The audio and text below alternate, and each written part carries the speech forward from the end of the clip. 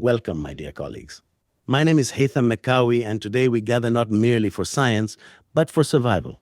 In Sudan, two formidable forces have forged an unholy alliance: the mosquito vector of dengue virus and the armed conflict that undermines health infrastructure. On one side, mosquitoes conduct airborne campaigns, spreading dengue fever with relentless efficiency. On the other, war disrupts hospitals, displaces communities, and erodes the foundations of public health. Together, they form what I call the Mosquito War Alliance, a unique syndemic challenge to our healthcare system. And so, as clinicians of anesthesia and intensive care, we respond with our greatest weapons: knowledge, ventilatory support, judicious fluid therapy, and evidence-based critical care. This lecture is our battle plan. Before we face this syndemic enemy in the operating theater and the intensive care unit, we must understand its origin story. Dengue fever is caused by dengue virus, a single-stranded, positive-sense ribonucleic acid virus belonging to the Flaviviridae family. It is transmitted primarily by the Aedes aegypti mosquito, the winged villain in this saga. There are 4 distinct serotypes: type 1, type 2, type 3, and type 4. Each serotype is immunologically unique. Infection with one serotype confers lifelong immunity against that serotype, but, unfortunately, only temporary and partial immunity against the others. This is where antibody-dependent enhancement enters the plot.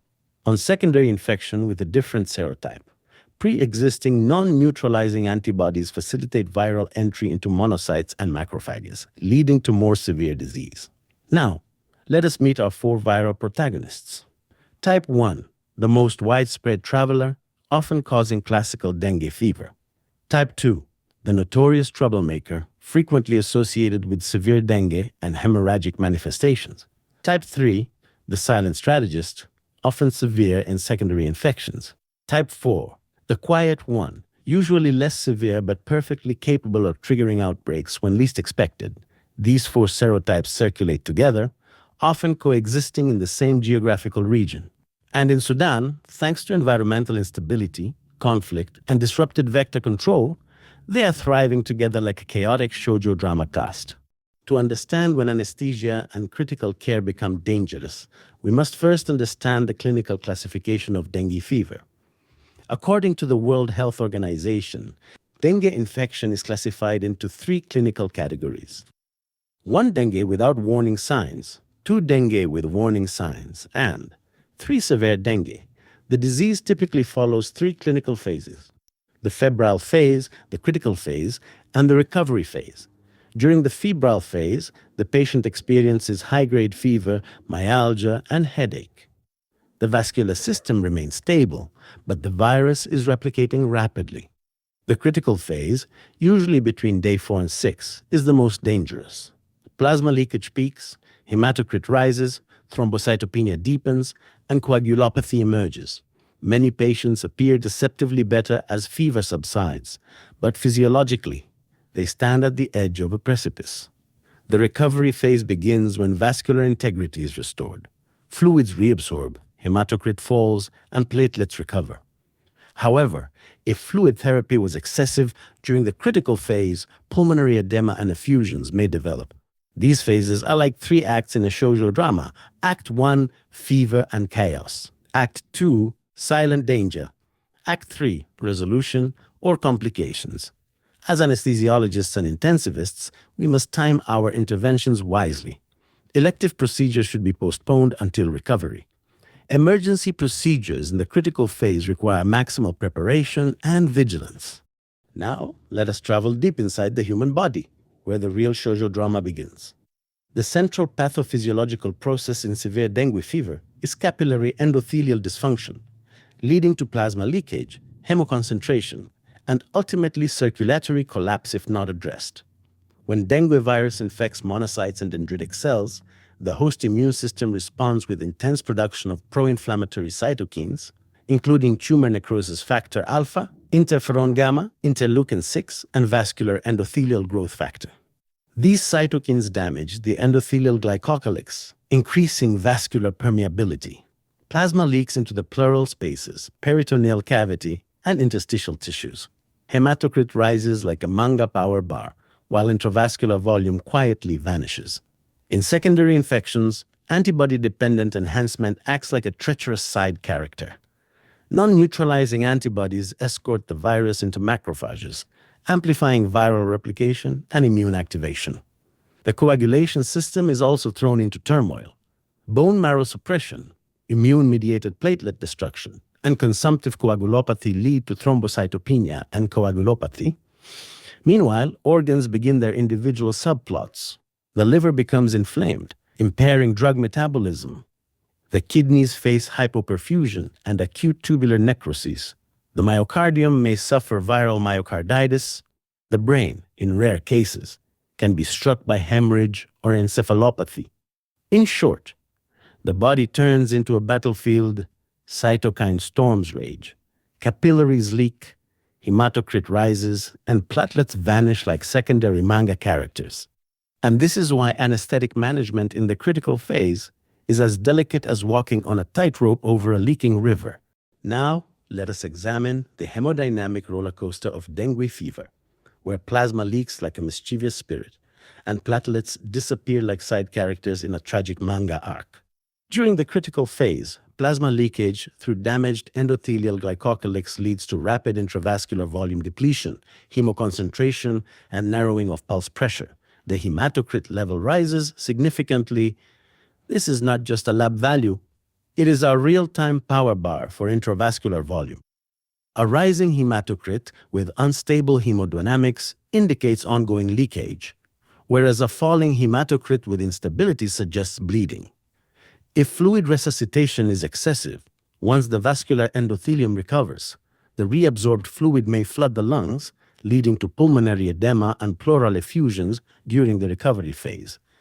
Meanwhile, the coagulation system faces its own Shōjo drama. Bone marrow suppression decreases platelet production. Immune-mediated destruction accelerates platelet clearance. Thrombocytopenia deepens and coagulation factors decline, resulting in coagulopathy.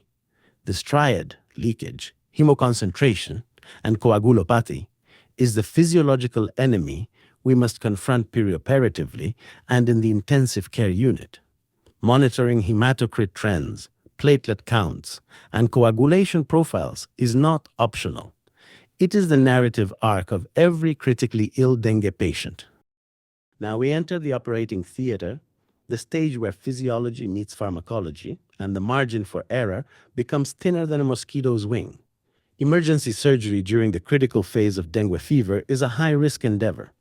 The primary goals are to maintain hemodynamic stability, avoid fluid overload, and prevent bleeding complications. Preoperative phase, optimize intravascular volume using goal-directed fluid therapy. Transfuse platelets and blood products according to clinical and laboratory thresholds, for example, platelet count less than 50 for major surgery. Correct coagulopathy if present. Choose the timing wisely, defer surgery if the patient is in shock if possible. Induction and airway. Patients are often hypovolemic with vasoplegia. Induction must be slow and cautious to avoid cardiovascular collapse. Ketamine or etomidate are preferred for induction due to their hemodynamic stability. Avoid high doses of propofol in unstable patients. Blunted response to laryngoscopy is essential. Use short-acting opioids carefully. Intraoperative management. Invasive arterial monitoring is recommended for continuous hemodynamic assessment. Avoid excessive crystalloid loading. Use vasopressors, for example, norepinephrine infusion starting at 0.02, 0.05 microgram per kilogram per minute, titrated when needed. Be vigilant for massive bleeding, especially with thrombocytopenia and coagulopathy. Temperature control, normal glycemia, and acid-base balance are critical. Extubation and postoperative. Avoid premature extubation if respiratory compromise or pulmonary edema exists. Anticipate ICU admission for continued organ support. Remember, during this phase, the patient's physiology is fragile, the endothelium is leaking, and the platelets are on strike. Gentle, vigilant anesthesia is the only way through. Welcome to the intensive care unit, where dengue fever reveals its final plot twists. Our first mission is early recognition, persistent vomiting, severe abdominal pain or tenderness, mucosal bleeding, clinical fluid accumulation, restlessness or lethargy, hepatomegaly, and the ominous combination of rising hematocrit with falling platelets. These warning signs demand admission to a monitored setting and meticulous reassessment every few hours.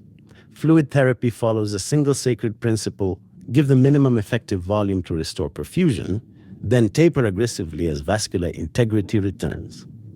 In compensated or hypotensive shock, begin with isotonic crystalloid boluses of about 20 milliliters per kilogram over 30 minutes, then reassess hemodynamics, urine output, and hematocrit. If shock persists after adequate crystalloid, consider colloid judiciously and add vasoactive support. Vasoactive support is not a betrayal of fluid stewardship. It is your ally against vasoplegia. Start norepinephrine infusion and titrate to maintain a mean arterial pressure of at least 65 millimeters of mercury. Consider epinephrine if myocardial depression is suspected on bedside echocardiography. Transfusion strategy must be plot-driven, not prophylaxis-driven. Reserve platelet transfusion for active bleeding or high-risk procedures when the platelet count is low. Correct coagulopathy with plasma or cryoprecipitate based on laboratory testing or viscoelastic guidance. Transfuse red cells for hemorrhage or symptomatic anemia. Overtransfusion invites pulmonary edema and despair. Organ support completes the arc. Apply lung protective ventilation for respiratory failure. Initiate renal replacement therapy if there is refractory fluid overload, hyperkalemia, or uremic complications. Avoid hepatotoxic drugs and watch vigilantly for hepatic encephalopathy. Finally, beware the surprise antagonists: secondary bacterial infection, myocarditis, and hemophagocytic lymphohistiocytosis. When the patient deteriorates unexpectedly, widen your differential culture early and escalate support while you investigate. In the intensive care unit, our battle plan is simple but strict: reassess frequently, treat leakage without drowning the lungs, and transfuse with purpose, not with panic. Even when you think the story is almost over, new antagonists emerge from the shadows. In the world of dengue fever, myocarditis, hemophagocytic lymphohistiocytosis, and co-infections are the unexpected villains of the final act. Myocarditis, in some patients, the dengue virus invades the myocardium, leading to myocardial inflammation, reduced contractility, and sometimes arrhythmias. Bedside echocardiography is your magic mirror here. Reduced ejection fraction, regional wall motion abnormalities, or global hypokinesia demand cautious fluid resuscitation and early inotropic support, such as epinephrine or dobutamine, titrated carefully. Hemophagocytic lymphohistiocytosis, HLH. This is the silent and dangerous twist. HLH is a hyperinflammatory syndrome driven by uncontrolled activation of macrophages and T lymphocytes, leading to fever, cytopenias, hyperferritinemia, hepatosplenomegaly, coagulopathy, and organ dysfunction. In dengue, it often appears in prolonged or severe disease, sometimes after the critical phase seems to have resolved. Suspected in patients who deteriorate unexpectedly with persistent fever, falling blood counts, and rising ferritin levels. Diagnosis relies on HLH criteria, and management may require immunomodulation with corticosteroids or intravenous immunoglobulin, in consultation with hematology and infectious diseases teams. Co-infections, conflict settings in Sudan, are fertile ground for overlapping infections. Malaria, bacterial sepsis, and typhoid fever are frequent co-travelers. A dengue diagnosis must not blind you to other pathogens. If deterioration is rapid or unusual, broaden the investigation. Blood cultures, malaria smears or rapid tests, and empiric antibiotics guided by clinical suspicion. These villains do not announce themselves with fanfare. They creep in when vigilance fades. So keep your differential wide, your echo probe ready, and your ferritin level on speed dial. In severe dengue fever, fluid therapy is both the hero and the villain. Administer too little, and shock persists. Administer too much, and the lungs drown. The key is timing, precision, and constant reassessment. Phases of fluid management mirror the clinical phases of the disease. Febrile phase, Usually, only maintenance fluids are required. Avoid excessive intravenous fluid administration. Overhydration at this stage lays the groundwork for pulmonary edema later. Critical phase.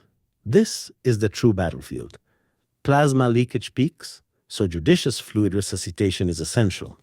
Start with isotonic crystalloids, typically 20 milliliters per kilogram over 30 minutes.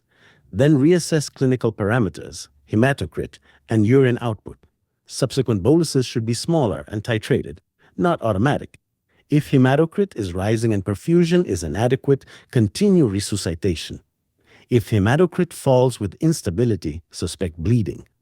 When shock persists after adequate crystalloid, colloids may be considered, followed by vasoactive support. Recovery phase. When vascular integrity returns, the previously leaked fluid re-enters the circulation. Continued aggressive fluid therapy here is disastrous. Taper fluids quickly, or you will summon the spirit of pulmonary edema and pleural effusions. Targets. Maintain adequate perfusion with a mean arterial pressure, 65 millimeter mercury. Aim for urine output, 0.5, 1 milliliter per kilogram per hour, improving capillary refill, and stable or falling hematocrit as leakage resolves. Pitfalls. Giving large maintenance volumes in the febrile phase. Overbolusing during the critical phase without reassessment. Forgetting to taper fluids in recovery. We now turn to the pharmacological playbill of anesthesia in severe dengue fever. Each drug here has a personality, a mission, and a set of consequences. Choose your cast wisely. Induction agents. Ketamine, 1 to 2 milligrams per kilogram intravenously. A reliable hero, maintains cardiovascular stability and preserves sympathetic tone. Etomidate, 0.2, 0.3 milligrams per kilogram intravenously. The elegant strategist, stable hemodynamics, minimal myocardial depression. Propofol. If used, give small titrated doses only to stable patients. In the unstable dengue patient, propofol is like a dramatic diva. One wrong dose and the circulation collapses. Neuromuscular blockers. Succinylcholine, 1.5 milligrams per kilogram intravenously for rapid sequence induction. Effective, but used with proper preoxygenation and preparation. Rocuronium, 1 milligram per kilogram intravenously for rapid sequence induction. Can be reversed later with Sugamidex if needed. Opioids and analgesia.